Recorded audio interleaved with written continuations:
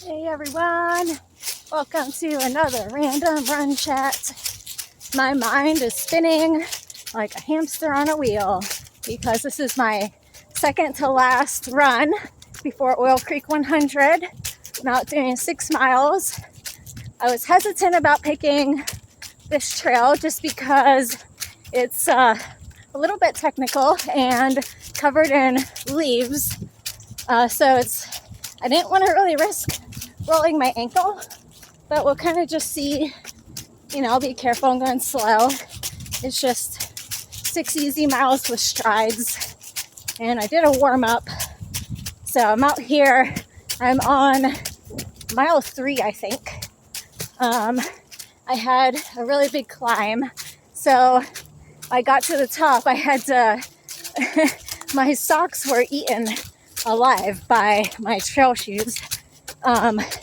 These aren't the shoes I'm going to wear during the race. I'm going to have different shoes and socks for that, but more comfortable ones. But anyway, and then I finally had gotten my socks pulled back up, and I turn around, and there's a deer literally just standing in the middle of the trail staring at me like, oh, like, hello, dear. So, yes, it is race week, taper week.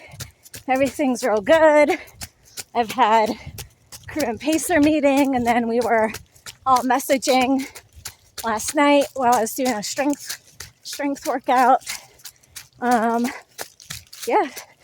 So just, I wanted to get out today on, one of the trails that more mimics the course. I actually didn't feel like doing this. I don't know. I think it's because I'm towards the end of a big training block. I started tapering last week, actually, so a week early. We'll just see how that goes for the race. But yeah, I needed to get the miles in the terrain. Oh, look at these mushrooms. Get the miles in the terrain back. Oh, there's more on my feet, so it's not like a shock to the system on Saturday morning. So yes, and then I'm going over my pacing in my head, particularly for loop 1.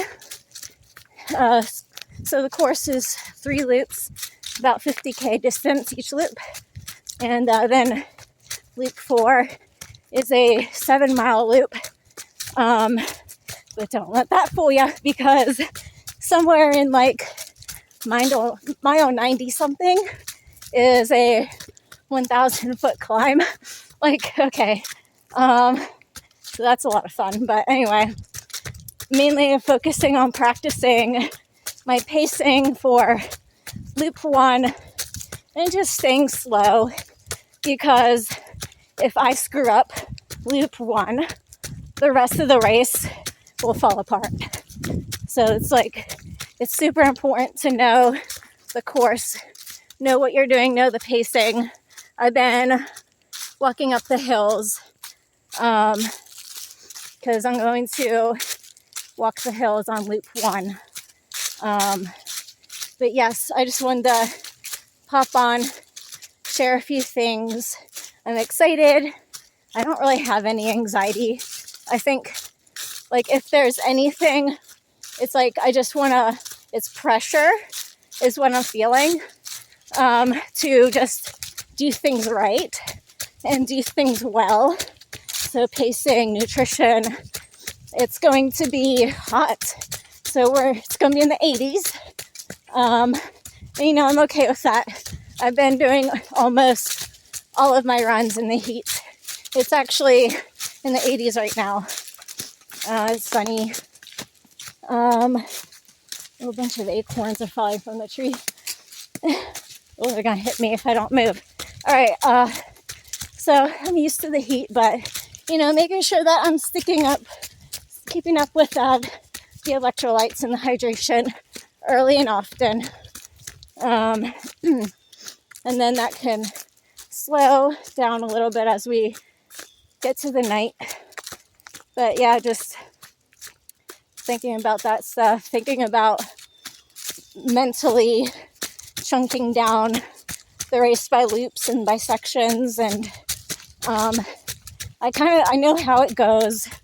I know it's a long, painful race, and that's just how it is.